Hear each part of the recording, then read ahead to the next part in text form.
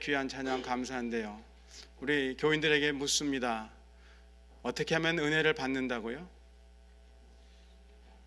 아니, 찬양대는 좀 조용히 하라 그랬잖아요. 어떻게 하면 은혜를 받아요? 조용히 주님 앞에 나가, 그 다음 너의 마음을 쏟아놓으라 그랬어요. 쏟아놓으라. 근데 우리 한국 분들 마음을 쏟아놓는 게 쉽습니까? 어렵습니까? 한국 분들은 참 어려워요. 이 체면 문화, 유교 문화에 젖어 살아와 가지고요. 이 속마음을 드러내면 속 없는 사람이 되는 거예요. 사실은 속이 없어야 되는데, 우리가 살아가면서요, 집에서라도 우리가 고요히 조용한 시간에 고요히 주님 앞에 나가서 내 마음을 슬프면 슬픈 대로, 억울하면 억울한 대로, 기쁘면 기쁜 대로 그대로 쏟아 놓으면 하나님의 은혜가 찾아옵니다. 이건 경험이니까 여러분들에게 자신 있게 제가 말씀드릴 수 있어요. 2015년 올 한 해 정말 여러분들, 우리가 아침마다, 주일 아침마다 여호와여 은혜를 베푸시고 또 은혜를 베푸소서. 근데 어떻게 하면 그 은혜를 받는다고요? 고요히 조용히 주님께 나가 너의 마음을 쏟아놓으라. 그래하면 주의 은혜가 너희에게 임하시리라. 아멘. 그래서 2015년 정말 하나님의 은혜가 충만한 우리 개인들, 또 각 가정들, 그리고 우리 영락교회가 되기를 원하는 마음 간절합니다. 우리가 오늘 찬송 313장 찬송을 했는데요, 그 3절을 보면은 늘 기뻐하며 살리라 그랬어요. 늘 기뻐하며 살리라. 근데 어떻게 하면은 기뻐하며 살 수 있다고요? 가사 안에 있어요. 어떻게 하면은 기뻐하며 살 수 있다고요? 처음에 있는 주 은혜에 감격하면, 주 은혜에 감격하면 우리는 참 기뻐하며 살 수가 있습니다. 이 찬송가가요 그냥 쓰여진 게 아니에요. 찬송가를 쓰신 분들은 다 신앙의 경험에 우러나서 그 감격을 이기지 못해서, 그 기쁨을 이기지 못해서 가사를 쓴 겁니다. 시를 지은 거예요. 그리고 또 곡조를 붙였고요. 그러니까 기쁨의 삶을 살고 싶으면은 하나님의 은혜를 받아야 돼요. 근데 은혜를 받으려면 어떻게 해야 된다? 조용히 주님께 나아가, 수시로 고요히 주님께 나아가 마음을 쏟아놓으면 은혜를 받는다. 아멘. 바쁘고 힘든 이민자의 삶이요, 또 할 일이 많죠. 그렇다 할지라도 정말 하나님의 은혜를 사모한다면 고요한 시간을 만드시고 기도하세요. 마음을 쏟아놓으세요. 바로 그러한 목적을 위해서 21일 금식 기도를 저희들이 하는 겁니다. 아무쪼록 1월부터 하나님의 은혜가 충만하여서 2015년 한 해가 정말 우리 모두에게 기쁨의 한 해가 되기를 원합니다. 그래서 우리 믿는 자들 가운데 은혜라는 이름을 가진 사람들이 꽤 있습니다. 그래서 은혜라는 이름을 가진 여자가 있었는데, 이 여자가 나이가 되어서 시집을 갔어요. 뼈대 있는 집안에 시집을 갔습니다. 근데 그 집은 뼈대만 있는 집안일 뿐만 아니라 재물도 넉넉했습니다. 근데 신랑 되는 사람이 이 뼈대 있고 재물이 있는 집안의 남자들은 되게 어때요? 뭐 상상에 맡깁니다. 그런데 그런 사람들과는 달리 자기 아내의 이 은혜를 극진히 사랑하는 겁니다. 딴짓을 안 해요. 근데 시간이 지나면서 이 은혜에게 남모르는 근심이 쌓이기 시작합니다. 아이를 기다리는데 아이가 안 생기는 거예요. 알고 보니까 이 은혜가 불임의 여자였어요. 은혜가 아들을 낳지 못하니까 기다리고 기다리던 남편이 할 수 없이, 자기 집안에 뼈대 있는 집안이니까 대를 잇긴 이어야 될 거 아니에요. 그래서 부인을 또 얻었습니다. 그 부인의 이름이 보석이에요. 보석. 근데 이 보석이 시집 오자마자 아들, 딸 쑥쑥 잘도 났습니다. 그러니까 이 보석이 은혜에게 얼마나 못되게 굴었겠어요. 남편의 눈길이 미치지 않을 적에는 노골적으로 은혜를 멸시하며 조롱합니다. 그럴 때마다 은혜는 속이 타지만 자식을 못 낳는 여인인지라 그 조롱과 멸시를 다 감당하는 거예요. 근데 남편이 그걸 모르겠어요. 남편은 그러한 은혜를 오히려 안쓰럽게 생각하면서 더 은혜에게 사랑을 쏟는 거예요. 근데요, 이 남편의 사랑을 은혜가 받으면 받을수록 이 은혜의 마음은 더 슬퍼지고, 또 반면에 보석의 마음은 불이 붙는 겁니다. 나는 아들, 딸 쑥쑥 잘도 낳았는데 저 자식도 못 낳는 병신 같은 은혜에게 사랑을 빼앗기다니. 보석이의 마음은 시기와 질투로 불이 붙었어요. 그러다가 하루는 이 은혜가 하나님 앞에 나아가서 자기 마음을 털어놓습니다. 자기 마음을 털어놔요. 나는 마음이 슬픈 여자입니다. 그러면서 하나님에게 간구하기를, 하나님, 아들 하나 주십시오. 아들 하나 주십시오. 그러면 그 아들을 다시 하나님께 드리겠습니다. 그저 내가 자식을 낳을 수 있는 자라는 것만 좀 증명을 해 주십시오. 은혜의 간절한 소원이 아들 하나인데 사랑하는 남편의 힘으로도 어찌할 수 없는 은혜의 소원입니다. 그래서 하나님이 아들 하나만 주시면 원이 없겠다는 은혜의 기도요, 또 만약에 아들을 주시면 하나님 다시 그 아들을 하나님께 드리겠다는 약속입니다. 대개 이럴 경우에 하나님 어떻게 하세요? 주시죠. 많이 기다리시지 아니하시고 주십니다. 드디어 은혜가 잉태를 했어요. 임신을 했습니다. 그리고 낳고 보니 아들이요. 그래서 이 은혜가 나의 간구를 하나님이 들으셨다. 그래서 그 아이의 이름을 사무엘이라고 지었습니다. 샤무엘. 그래서 성경을 읽다가 엘이 나오면요, 이건 하나님이다. 그래서 베델 하면은 이 베스는 집이라는 뜻입니다. 그러니까 베델 하면은 뭐예요? 하나님의 집. 그래서 사무엘 이름의 뜻이 하나님이 들으셨다예요. 이 은혜는 누굴까요? 한나고, 그 한나를 시기하고 질투했던 이 보석이는 누구요? 분인나요. 분인나. 그래서 한나의 이름의 뜻이, 그 히브리어로 한나라는 이름의 뜻이 번역하면은 은혜요, 분인나라는 이름을 번역하면 보석 혹은 홍보석입니다. 사무엘이 젖을 떼자 한나는 서원했던 대로 어린 사무엘을 데리고 엘리 제사장에게 찾아가 아이를 하나님께 드립니다. 이렇게 해서 사무엘은 어렸을 적부터 제사장 엘리 밑에서 하나님을 섬겼어요.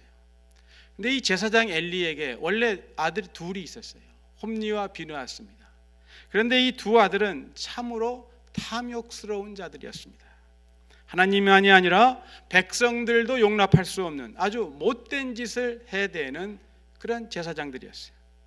그들은 제사장이라는 직위를 남용하여서 자신들의 욕심 채우기에 급급했던 사람들입니다.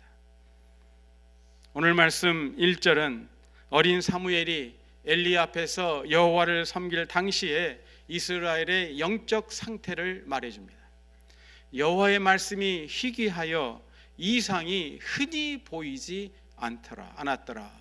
이 이상은 영어 성경에 보면은 비전이라고 그렇게 되어 있어요. 그 당시 이스라엘의 현실은 제사장이 눈이 어두워 잘 보지 못했듯이 백성들의 신앙이 어두운 시대였습니다. 이스라엘의 앞날이 어둡고 바람 앞에 흔들리는 촛불과 같이 언제 꺼질지 모르는 위태위태한 상황이었죠. 하나님을 섬기는 하나님의 백성인 이스라엘에게 하나님의 말씀이 희귀하고 들리지가 않는 거예요. 그리고 이상이 흔히 자주 보이지 않았다는 것은 뭡니까? 이건 이스라엘과 그들의 하나님 사이에 문제가 발생했다는 말씀입니다. 그런데 이 문제의 근원 중에 하나는 영적 지도자들 때문이었습니다. 제사장 엘리의 눈은 어두워졌고 탐욕으로 가득 찬 그 아들들은 하나님 섬기기를 가볍게 여겼어요. 그러던 어느 날 밤 어둠을 깨치고 들려오는 음성이 있었습니다. 여호와의 전 안에 누워있는 아이 사무엘을 부르는 하나님의 음성입니다. 이스라엘의 앞날이 불투명하고 바람 앞에 흔들리는 촛불처럼 언제 꺼질지 모르는 이 두려운 때에 여호와의 말씀이 희귀하여 이상이 흔하지 않았던 그때, 다들 하나님이 주무시나 하던 그때 하나님은 놀랍게도 여전히 깨어 계셨고 소리 없이 찾아오셔서 여호와의 전 안에 누워있는, 여호와의 법궤 그 옆에 누워있는 아이 사무엘을 부르십니다. 그렇습니다. 하나님은 칠흑같이 어두운 오늘날 쾌락과 방종, 안일함과 물질 제일주의로 살아가는 오늘날 하나님의 말씀은 희귀하고 이상은 흔히 보이지 않는 시대에 우리가 살고 있습니다. 더 이상 구름기둥, 불기둥의 인도함은 없습니다. 바다나 강이 갈라지는 일도 일어나지 않습니다. 만나가 떨어지는 일도 없어요. 오늘 말씀에 보면은 엘리 제사장도 누워 있고 아이 사무엘도 누워 있습니다. 이처럼 현대 많은 크리스찬들도 누운 채로 영적 잠에 깊이 빠져 있지만 우리 하나님은 주무시지 않고 하나님의 부르심에 응답할 자를 부르십니다. 우리가 1절 말씀을 대할 적에 오싹 한기를 느낍니다. 그런데 놀랍게도 3절에 가면은 하나님의 등불은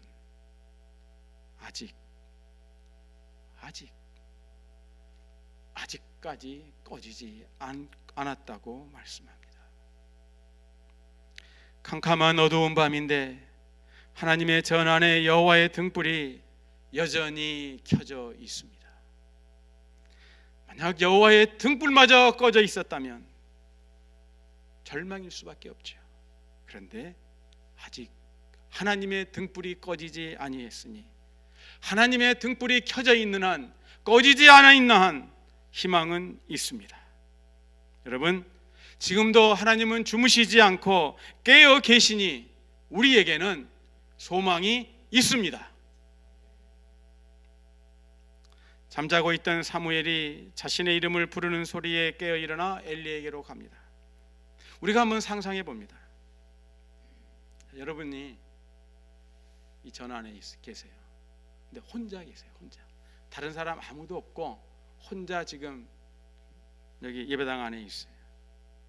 그런데 여기서 하나님의 전에서 음성을 들었다면 그 음성은 누구의 음성일까요? 하나님의 전에서 음성을 들었다면 누구의 음성일까요? 예, 그렇죠. 하나님의 음성이죠. 하나님의 집이니까. 그런데 하나님의 전 안에 있으면서도 하나님의 음성을 기대하지 않거나 혹은 듣지 못한다는 것은 너무나 어처구니 없는 일입니다. 오늘날에도 마찬가지죠.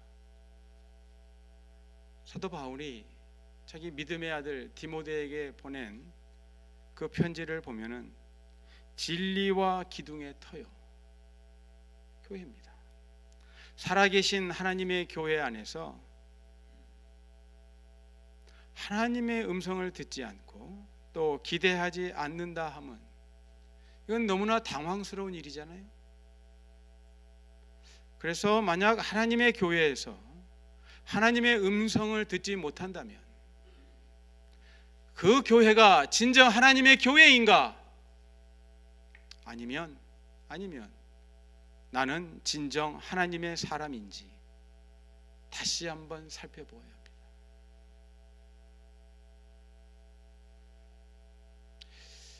오늘 말씀 가운데 7절 이 말씀이 혹시 나를 향한 말씀은 아닌지 우리 다시 한번 보겠습니다.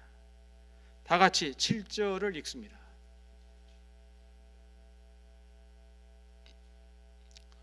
(7절) 시작. 사무엘이 아직 여호와를 알지 못하고 여호와의 말씀도 아직 그에게 나타나지 아니한 때라. 자, 이제 이 사무엘 대신에 우리 자신들의 이름을 넣어서 한번 읽어보겠어요. 사무엘 그리고 그에게 그랬는데 그 자리에 내 이름을 넣어서 우리 다 같이 봅니다. 한 분도 빠지지 말고 다 같이, 자, 자기 이름을 넣어서 다 같이 읽습니다. 시작. 기목기가 아직 여호와를 알지 못하고 여호와의 말씀도 아직 기목기에게 나타나지 아니한 때라. 자, 읽으시면서 야, 이 아이 사무엘이 바로 나로구나. 아직 여호와를 알지 못하고 여호와의 말씀도 아직 나타나지 아니한 때라 그랬는데, 아, 이게 지금 나를 두고 하시는 말씀이구나.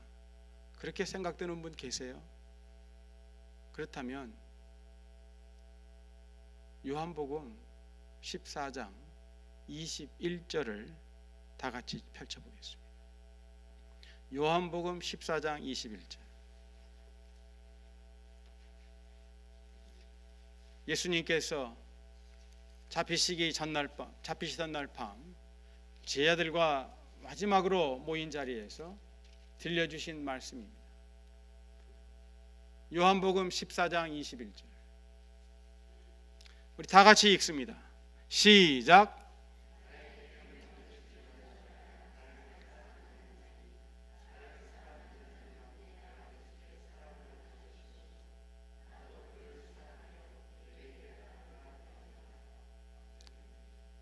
예수님이 누구에게 자신을 나타내시겠다고요? 누구를 사랑하는 자? 예수님을 사랑하는 자. 예수님을 사랑하는 자에게 예수님이 나타내시겠다 그랬어요. 하나님이 나타나시는 거예요. 그런데 예수님을 사랑한다는 것을 어떻게 증명해요? 내가 예수님을 사랑한다는 것을 어떻게 증거하냐고요? 어떻게 증명하냐고요? 내 계명을 지키는 자라고 그랬어요. 예수님이 주신 계명이 뭡니까? 내가 너희를 사랑한 것 같이 너희도 서로 사랑하라. 오늘 우리 서장로님 기도해 주셨어요. 목회자는 양을 사랑하고 양들은 목회자를 사랑하고, 그리고 우리 모두가 서로 사랑하는 교회. 그렇게 되면 어떻게 된다고요? 예수님이 나타나신다는 거예요.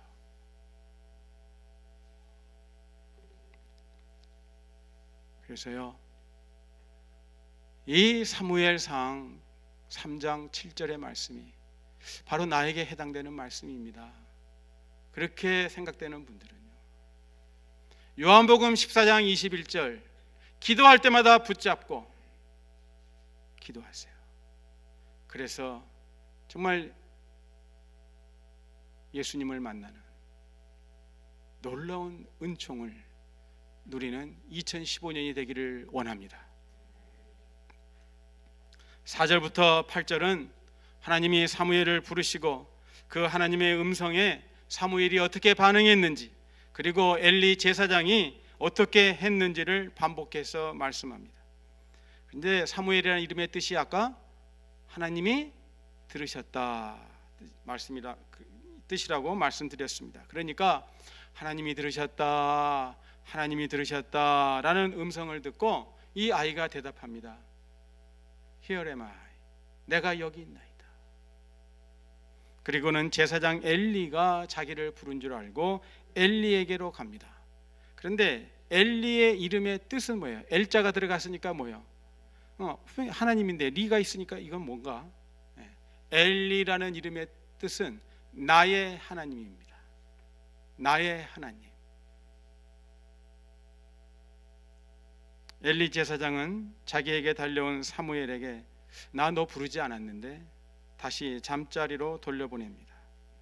이런 일이 3번 반복되는데 그때마다 하나님이 들으셨다라는 이름을 가진 사무엘이 찾아갔던 나의 하나님 엘리는 참 하나님이 아니었어요. 그런데 3번째 사무엘이 엘리를 찾아왔을 적에 비로소 엘리는 참 나의 하나님이 이 아이 사무엘을 부르셨다는 것을 깨달았습니다. 그러니까 엘리는 몇 년 만에 사무엘을 통해 하나님의 음성을 들었습니다. 그래서 사무엘에게 가르칩니다. 가서 누웠다가 그가 너를 부르시거든 너가 말하기를 여호와여, 하나님 분명히 알았죠? 여호와여 말씀하옵소서, 주의 종이 듣겠나이다, 그렇게 말하라 가르쳐줘요. 그래서 엘리의 말을 듣고 다시 가서 하나님의 전 안에 누워있던 사무엘이 4번째 찾아오신 하나님의 음성에 대답합니다. 말씀하옵소서, 주의 종이 듣겠나이다. 자, 그런데 엘리가 가르쳐준 대로 했어요, 안 했어요? 했어요? 보니까 안 했죠. 뭘 하나 빼먹었죠. 뭘 빼먹었어요? 여호와여, 엘리는 분명히 그랬어요. 여호와여 말씀하옵소서, 주의 종이 듣겠나이다. 그런데 이 아이 사무엘은 하나님에 대한 두려움인지 아니면 아이인지라 너무 떨고 무서워가지고 그게 생각이 안 났는지는 모르겠지만 그냥 빼먹었어요. 그냥 말씀하옵소서, 주의 종이 듣겠나이다. 아이는 아이인가 봐요. 한밤중에 자지도 못하고, 그렇지만은 우리가 그 한밤중에 자지도 못하고 3번씩이나 갔다 왔다 하는 사무엘의 모습에서 우리는 한 가지 배웁니다. 만일 이 사무엘이 자기를 부르는 그 음성을 듣고 엘리에게로 가지 않았다면 어떻게 되었을까요? 사무엘에게 더 이상 하나님의 음성을 들을 수 있는 기회는 없었겠지요. 하나님은 절대로 우리를 푸시하지 아니하십니다. 반응이 없는데 가서 발길로 툭툭 차면서 깨우는 하나님은 아니시라는 거예요. 부르셨을 적에, 조용히 부르셨을 적에 응답하면은 그 다음 하나님 말씀하시지만 응답하지 않으면은 하나님은 침묵을 지키십니다. 그런데 오늘 사건 가운데 흥미로운 한 가지는 뭐냐면요, 하나님의 첫 번째 부르심에 사무엘은 엘리에게로 갔는데 5절 보니까요, 엘리에게로 어떻게 갔다고요? 달려갔다 그래요. 달려갔다가 혹시 돌부리에라도 걸려서 넘어지면 어떡하려고 밤중에. 그런데 밤중인데도 이 아이가 달려서 엘리에게로 갔다 그랬어요. 영어 성경 보니까 ran to 엘리 그렇게 돼 있어요. 그런데 2번째, 3번째 엘리에게로 가는 사무엘의 모습을 어떻게 표현했어요? 6절과 8절에 보니까 일어나 엘리에게로 가서 그냥 그랬어요. went 이렇게 돼. went to 엘리 그렇게 돼 있어요. 걸어간 거죠. 사람이 그렇잖아요. 첫 번째 부를 적에는 해가지고 달려가죠. 근데 같은 일이 2번, 3번 반복되면 어때요? 처음에는 이제 걸어가고 3번째는 이제 어슬렁어슬렁 걸어가겠죠. 이러한 사무엘의 모습을 보면서 뭐 아이 사무엘이나 우리나 어때요? same 그렇죠? 다를 바가 없어요. 그런데 사무엘이 달랐던 건 뭐냐면요, 한밤중 잠자는 시간에 일어나는 것이 귀찮았겠지만 권위자가 부를 때 순종했다는 겁니다. 권위자가 부를 때 순종했어요. 이 엘리 제사장, 하나님의 음성이, 하나님이 부르셨는데 엘리 제사장이 부른 줄로 알았잖아요. 그렇지만 엘리 제사장, 자기의 권위자가 불렀을 적에 사무엘은 순종했습니다. 그것도 한 번만이 아니고 2번도 아니고 3번씩이나 사무엘은 성실하게 순종했습니다. 이렇게 성실하게 순종한 사무엘은 마침내 엘리 제사장에게서 하나님의 음성 듣는 법을 배우게 돼요. 많은 사람들이 한 번 시도해보고 그만둡니다. 2번 시도해보는 사람 가끔 있습니다. 그러나 3번째 시도해보는 사람은 정말 드뭅니다. 사무엘은 몇 번째 가서 배웠어요? 세 번째 가서 배웠습니다. 그리고 네 번째 하나님이 부르실 때 엘리가 가르쳐준 대로 사무엘이 순종하자 하나님의 말씀이 그에게 들려옵니다.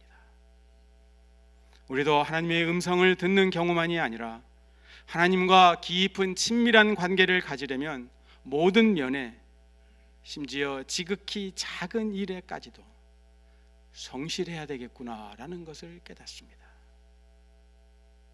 특별히 내가 귀찮고 성가시게 여기는 일인 경우에 더욱 성실해야 합니다.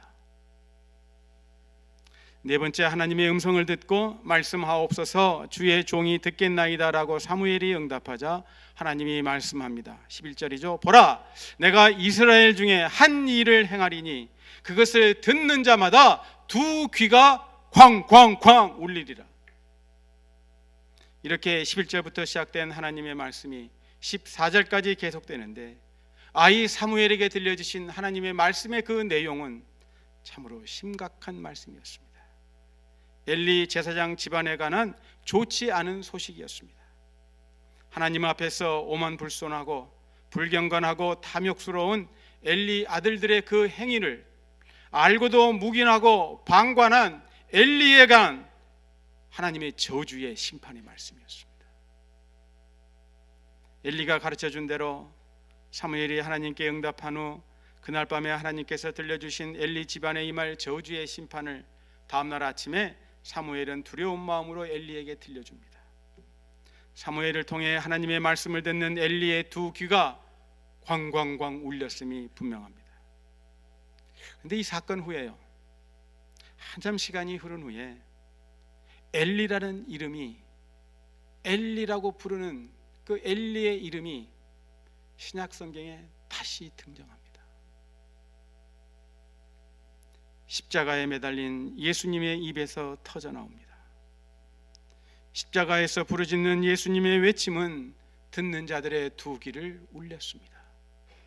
엘리 엘리 라마 사박다니, 나의 하나님 나의 하나님 어찌하여 나를 버리셨나이까. 어쩌면 엘리 제사장이 이렇게 하나님 앞에 속으로 부르짖는지도 모르죠. 엘리 엘리 라마 사박다니. 엘리 집안에 사무엘이 전해준 대로 하나님의 심판이 임합니다. 엘리의 두 아들은 블레셋과의 전쟁터에 나갔다가 둘 다 죽고, 그리고 그 전쟁에서 승리를 귀원하기 위해 가지고 나갔던 하나님의 법궤마저 블레셋 사람들에게 빼앗기고 맙니다. 그리고 하나님의 법궤가 블레셋 사람들에게 빼앗겼다는 소식을 들은 엘리 제사장은 앉았던 자리에서, 의자에서 꼬꾸라져 목뼈가 부러져서 죽고 맙니다. 엘리 집안에 하나님의 말씀하신 대로 그대로 이루어졌습니다. 여러분, 하나님의 말씀은 하나도 땅에 떨어지지 아니하고 그대로 이루어진다는 것을 믿으시기 바랍니다. 후에 사무엘에게도 아들들이 있었습니다. 그런데 이 아들들이 엘리의 아들들을 뺨칠 정도예요. 사무엘상 8장 3절에 보니까 그의 아들들이, 사무엘의 아들들이 자기 아버지의 행위를 따르지 아니하고 사무엘의 행위를 따르지 아니하고 이익을 따라 뇌물을 받고 판결을 굽게 하니라. 이 사무엘이 사사였잖아요. 또 제사장이었잖아요. 그리고 또 예언자죠. 그래서 사무엘의 아들들도 사사였어요. 그런데 이 백성들을 올바르게 재판해야 될 이 아들들이 못됐어요. 뇌물을 받고서는 판결을 굽게 합니다. 그래서 이런저런 되어가는 형편을 본 이스라엘 백성들이요, 우리도 왕이 필요합니다. 우리 주변 국가처럼 우리도 왕이 있어야 되겠습니다. 이스라엘의 장로들이 늙은 사무엘에게 왕을 세워야 되겠다고 강하게 요구합니다. 이렇게 해서 하나님이 세우신 첫 번째 왕이 사울이요, 두 번째 왕이 다윗인데, 그 사울과 다윗에게 기름 부었던 자가 바로 이 사무엘입니다. 엘리는 그 아들들을 올바로 양육하지 못했습니다. 그리고 사무엘 또한 그 아들들을 바르게 키우지 못했어요. 그런데 사무엘을 부르셨던 참 하나님의 아들 예수님은 어떻습니까? 예수님은 십자가에서 죽기까지 하나님 아버지께 순종했습니다. 아버지의 뜻대로 다 이루셨습니다. 엘리의 아들들 그리고 사무엘의 아들들 모두 다 실패한 인생입니다. 그리고 엘리와 또 사무엘도 아버지로서 모두 다 실패한 아버지들이었습니다. 그러나 십자가에서 매달려 우리 죄를 담당하신 예수 그리스도, 우리의 죄를 다 짊어지신 그 예수, 짊어지신 그 죄 때문에, 우리의 죄 때문에 하나님이 침묵을 지키시자 엘리 엘리 라마 사박다니 외치셨던 그 예수님은 우리를 구원하기 위한 하나님의 뜻을 다 이루신 참 하나님의 아들이셨습니다. 그래서 예수님의 마지막을 지켜보던 이방인 로마군 백부장마저도 예수님의 그 모습을 보고 이 사람은 진실로 하나님의 아들이었도다라고 고백합니다. 여러분, 마가복음 1장부터 16장까지 쭉 보세요. 예수님을 하나님의 아들이라고 고백했던 사람은 오직 이방인 이 로마 백부장 한 사람뿐이었습니다. 그렇다면 오늘날 하나님의 아들이요 딸이 된 우리는 어떻습니까? 실패작입니까? 아니면 걸작입니까?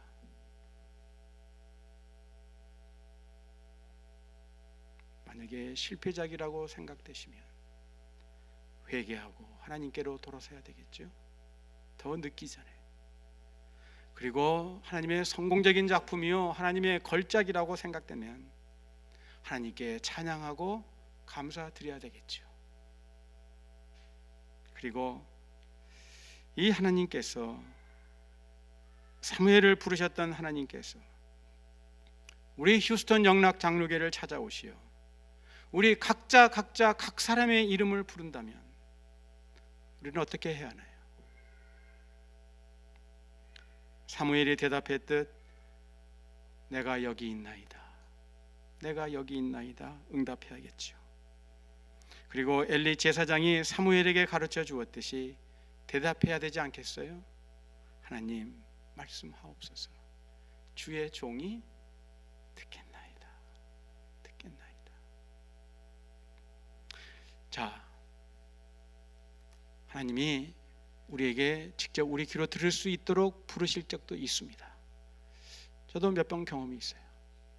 그런데 대부분의 경우는 하나님이 어떻게 우리에게 말씀하세요? 성경을 통해서 말씀하십니다. 이 성경이 우리에게 주시는 하나님의 말씀이요. 그러므로 이 말씀에게, 우리에게 주신 이 말씀에 우리의 귀를 기울이고 들려주시는 음성에 순종하는 삶을 살아야 마땅합니다. 순종이 제사보다 낫다고 들려준 이가 바로 사무엘이요. 하나님의 말씀을 듣겠다고 대답한 사무엘을 부르시고 또 도우셨던 하나님은 오늘날 우리를 부르시고 또한 도와주십니다. 거룩한 삶을 살도록, 죄를 이기는 삶을 살도록, 우리가 서로 사랑할 수 있도록 우리를 도와주십니다. 연약한 우리를 도우시려 성령님이 오셨잖아요. 모두 하나님의 부르심에 순종으로 응답하는 그러한 삶을 사십시다.